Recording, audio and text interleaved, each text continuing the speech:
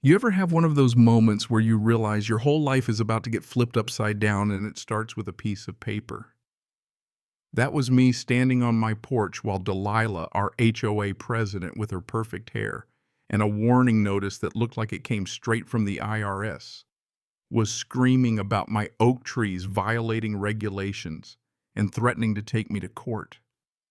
I mean, the sky was about to crack open with a storm, but honestly, I was more worried about surviving whatever hurricane Delilah was about to drag me into. Let me back up a sec. 3 months earlier, I thought I'd found paradise when I moved to Pine Ridge Estates with my daughter Emma after the kind of divorce that makes you rethink everything. The neighborhood looked perfect. Quiet streets, neat lawns, neighbors who smiled and waved, and most important, it felt safe. The real clincher: 3 gorgeous old oak trees out back, tall and strong, planted by the previous owner years ago. Emma and I loved those trees from day one. She'd already started sketching treehouse plans, and I'd made sure to read the HOA rules cover to cover. The limit was 25 feet. Our tallest oak, 24 maybe. Then, like a scene out of a reality show, Delilah shows up. Picture a woman who looks like she shops exclusively in catalogs. You and I can't even afford to look at Blonde Bob expensive blazer, this kind of "I smell something weird" face. But it's her gear that gets me. Laser measuring device, a clipboard thicker than my old college textbooks, and as my kid points out, a tiny camera on the clipboard. "Are you making a movie?" Emma asks. Leave it to an 8-year-old to see what adults miss. Delilah's smile, pure shark. She tells me my trees are specimens that violate the new 20-foot limit. Says I've got 30 days, or I'll be paying daily fines. I tell her I moved in when the rule was 25 feet, but she just clicks her heels away, throws me the ignorance of the law is no excuse line, and vanishes down my driveway. I'm left there with this citation, feeling like someone just swapped my welcome mat for a lawsuit. That night, after putting Emma to bed, I go full detective. Turns out 2 months before the board, meaning Delilah and her 2 best friends held an emergency meeting at 11 p.m., emailed everyone a half hour before, and quietly slashed the tree height rule. No notice, no discussion, nothing. Just 3 signatures, and suddenly a bunch of trees, including mine, are illegal. The next morning, my neighbor Frank drops by, big-hearted 60-something retired forestry worker, hands like tree roots, and the best coffee you'll ever taste. He's lived here forever, and as it turns out, has been quietly documenting Delilah's shenanigans for weeks. He shows me pictures of her measuring other yards, not just trees, but fences, sheds, even my truck. She's not just President Connor. She's up to something, Frank says, shaking his head. While we're puzzling over the rule change, Emma runs in with her tablet all fired up. She found a property survey in a shared folder. Don't ask me how, commissioned by something called Pine Ridge Development Corporation. The survey lists all the trees in the neighborhood over 20 feet as obstacles to development. It even highlights our address. Frank whistles. She's not just enforcing rules, she's prepping for a sale. My gut drops out. We dig more, and Emma finds Delilah's name on a document. Turns out she's the community liaison for this developer. The clerk at the county planning office tells me Pine Ridge Development Corporation just filed plans for a major redevelopment. And the first step is, you guessed it, flagging properties with compliance issues to devalue them for a buyout. I am floored.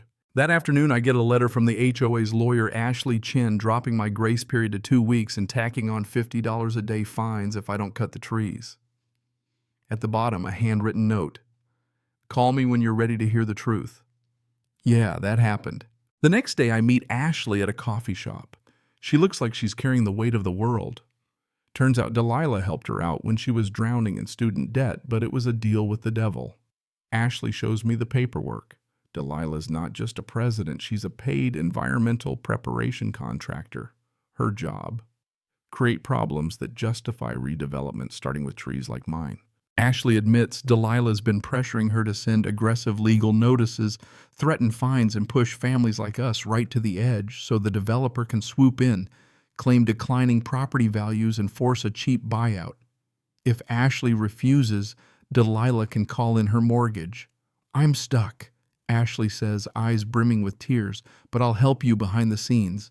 Just promise you'll be careful. Now I know what I'm up against. And just in time, because the weather report turns from bad to biblical, a Category 2 hurricane barreling straight for us. The neighborhood pulls together, everyone helping board up windows, move furniture, check on the older folks. Frank is right there by my side and even offers us a place to stay if things get hairy. But while the rest of us are scrambling, Delilah's patrolling with her clipboard taking pre-storm compliance videos. The irony, she wants my trees gone for safety, but they're the only windbreak for both our houses. Then, like a bad joke, a tree service truck rolls up, sent by Delilah, demanding my oaks come down right now for public safety. The lead guy, Mike, takes one look at the situation and says, "You cut these down before a hurricane, you're asking for real trouble." He flat out refuses, and Delilah loses it on her live stream.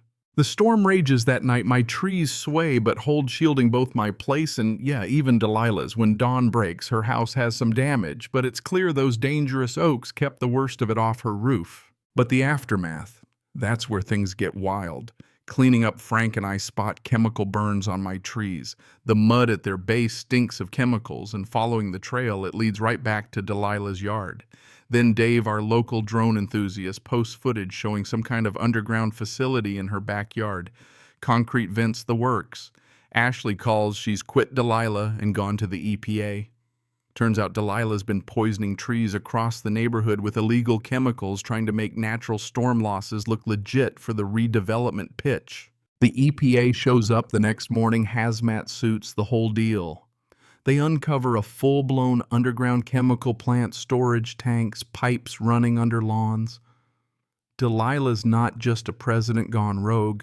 She's orchestrated environmental sabotage across Pine Ridge estates, all for the developers.